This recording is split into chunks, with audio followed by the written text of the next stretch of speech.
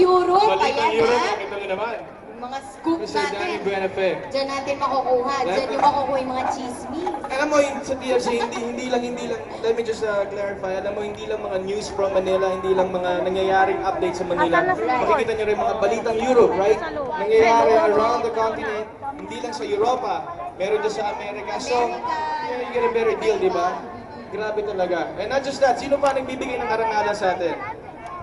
Ikaw! Ako? Ako? Right. Manny Pacquiao, guys, we'll invite you. Pacquiao! Yeah! On July 2, there's a mano-a-mano fight, Pacquiao versus Larios. And you can watch it, you can show your support by tuning into TFC through pay-per-view by paying only 14 euros. Kita nyo naman yan. So you have to be a subscriber to watch the game on July 2. Alright? Hindi naman to ano Pwede ka ba kay Pacquiao? Nanonood ka ng mga ano? Yan! O kailangan ano? Alright, hindi lang yun. Boksingero ka din? What? Parang baka masuntok mo. Hindi lang isang fight, yung may undercard fight which is with Jerry Peñalosa. So you know, they'll really bring pride to our country. So supportahan po natin and for only 14 euros pay-per-view through TFC. Yun lang.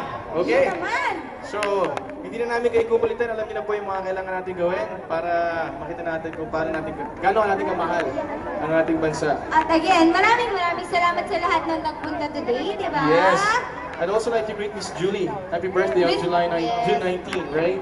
And in behalf of TFC, would like to thank you. Alam niyo, dumating kami dito last week lang. We had a show in Amsterdam, yesterday in Barcelona. On Tuesday, we'll be in Norway, Oslo, Norway. And also on Saturday, Paris naman po kami. On Sunday, Athens.